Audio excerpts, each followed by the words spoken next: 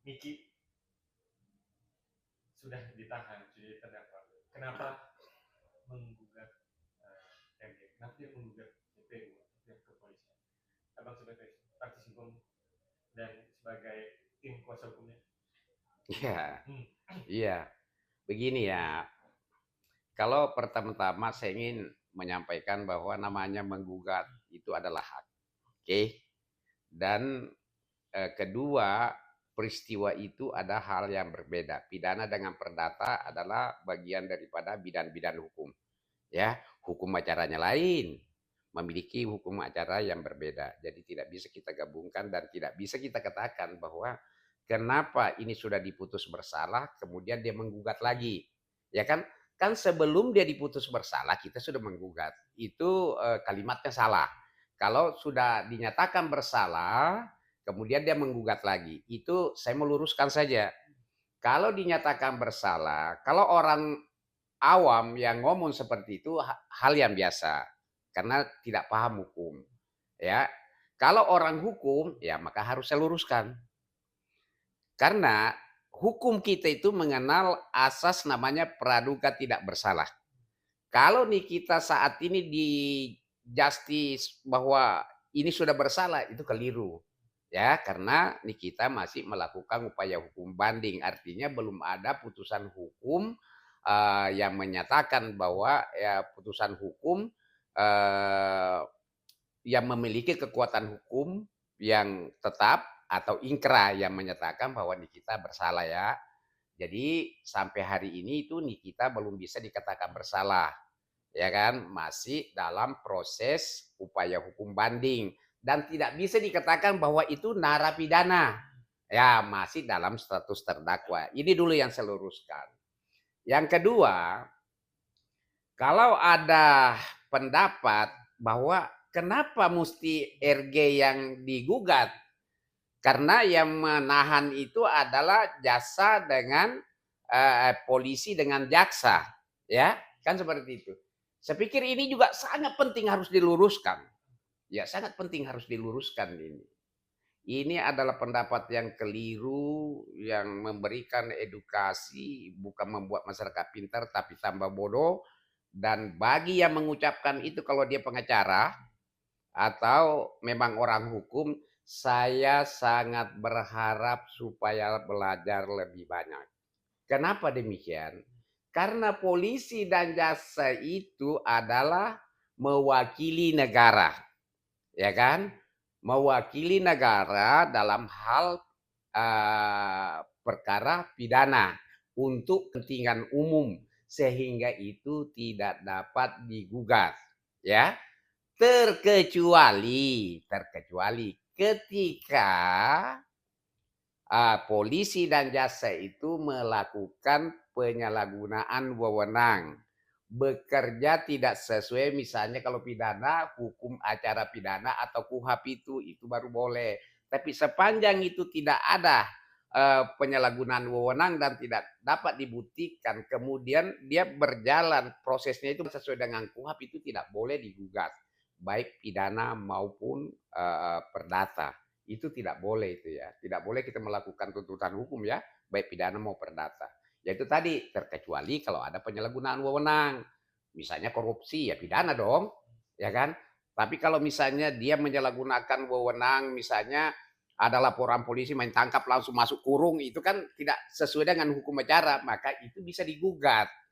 Ya, bisa digugat. Itu ketentuannya jelas ya. Tapi kalau misalnya ada orang yang ditahan, kemudian dinyatakan bersalah di pengadilan, kemudian ada pendapat, kenapa kok yang melaporkan itu digugat? Ya kan? Kenapa bukan polisi dan jaksa? Itu adalah pendapat yang sangat keliru dan harus diluruskan. Semoga orang yang berpendapat seperti itu kalau orang hukum saya minta belajar dengan baik. Ya, baru berbicara di hadapan media karena media ini kan kemana-mana ya, jangan sampai masyarakat ini nanti salah menafsirkan, ya kan, sehingga juga pendapat kita itu disalahgunakan oleh masyarakat bahwa oh nanti kalau saya ditangkap saya sisa gugat aja itu polisi sama jasa. Wah kacau itu kalau begitu ya. Oke.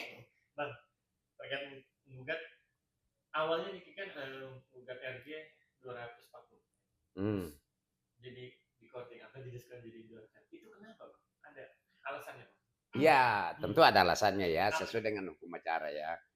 Namanya kalau menggugat orang itu, gugatan itu kan ada syarat utama namanya ya, bahwa itu harus ada mediasi. Nah, di dalam mediasi itu namanya ada niat untuk berdamai, tidak mungkin kita minta sesuai dengan gugatan. Misalnya 204, kita juga minta 244 ya, berarti itu tidak ada niat berdamai itu. Ya kan? Ya sudahlah, namanya berdamai itu bagaimana kita mencari titik tengahnya ya, supaya bisa terjadi perdamaian kasus itu tidak berlanjut. Kan intinya begitu perdamaian. Nah, oleh karena itu tadinya gugatannya 244 itu, nah pada saat pengajuan proposal itu maka dikurangi menjadi 200. Itu adalah bagian daripada niat untuk berdamai. Tapi ini perlu saya sampaikan kepada adik-adik media ya, bahwa sebenarnya di kita itu tidak ada niat untuk berdamai. Tidak ada niat untuk berdamai. Mau fight saja. Ya karena memang orangnya fighter. Tapi karena itu adalah memang diharuskan ada perdamaian, karena itu adalah hukum acara, maka dilakukanlah perdamaian itu, dijalankanlah perdamaian itu. Tapi sesungguhnya dikit tidak ada niat berdamai. Dia mau fight aja, ya kan? Nah, kemudian setelah kita mengajukan perdamaian penawaran 200 miliar, tiba-tiba juga mereka melakukan penawaran 504 miliar dengan catatan bahwa mereka mau berdamai ketika kita memberikan uang 300 juta. 300 miliar.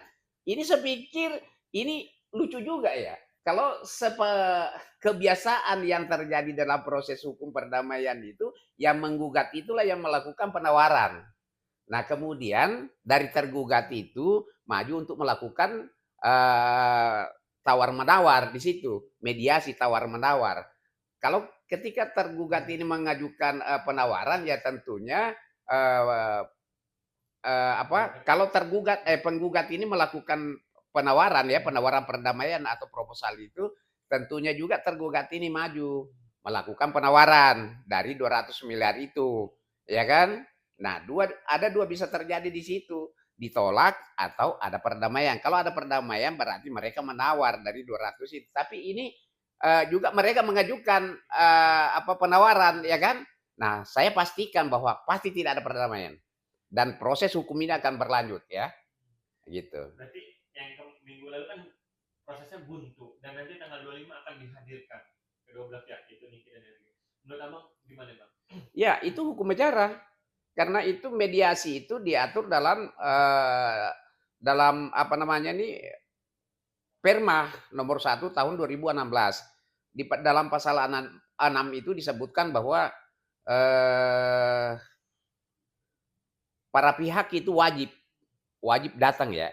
Artinya tidak boleh tidak, terkecuali ketika misalnya salah satu pihak sakit ya, di bawah pengampuan ataukah berada di luar negeri atau sedang menjalankan tugas negara. Nah, kalau itu salah satunya itu maka harus diwakili oleh pengacara dengan kuasa istimewa. Di mana di dalam kuasa istimewa itu terdapat klausal yang menyatakan bahwa pengacara itu bisa mengambil keputusan.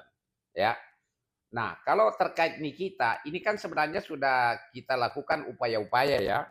Karena Nikita ini kan tidak bebas. Artinya kalau dihadirkan di situ ada proses administrasi yang harus diselesaikan dulu. Penetapan dari pengadilan tinggi karena ada upaya banding, kemudian disampaikan ke rutan, ke kejaksaan ya, baru bisa dibawa ke situ. Nah, kalau itu memang kita diberikan, dipermudah, makanya tentunya kan dihadirkan karena itu kewajiban. Tapi kalau tidak bisa, berarti ya mungkin masuk dalam kategori yang ada urusan negara tadi itu, bahwa memang di kita tidak bisa hadir. Tentu akan diwakili oleh penasehat hukumnya dengan kuasa istimewa tadi itu. Seperti itu ya. Bang, yang seperti yang bilang, kalau prosesnya tidak akan bisa damai, buntu terus nanti tanggal 5 akan lanjut prosesnya akan. Dan selama Abang sebagai advokat, sebagai yang sudah puluhan tahun beracara, ini terkait yang tadi selisih dari Niki minta 200, RG minta 500, kalau mau damai ya Niki bayar 300 selisih dari Hmm, 500 ke dosen 300. hmm. Ini pernah nggak sih Bang terjadi selama Bang beracara Belum pernah, puluhan tahun? Gitu. belum pernah. Yang ada itu biasanya ketika kita menawarkan misalnya 200, dari pihak tergugat ini akan menawar di situ. Janganlah misalnya 200, apakah misalnya 100 kah atau 50 kah? Kalau misalnya sama-sama sepakat apa misalnya yang kita sepakati apakah 100 atau 50 berarti perdamaian itu terjadi perdamaian di situ dan kasus itu tidak berlanjut. Tapi kalau misalnya ada kita mengajukan proposal perdamaian, tiba-tiba juga dari pihak penggugat juga tergugat juga mengajukan proposal, itu belum pernah sih ya, belum pernah saya alami. Saya tidak tahu kalau pernah advokat lain ya. Yang ada biasanya kita menggugat misalnya 244 karena kita ada niatnya untuk berdamai, maka kita ajukan 200.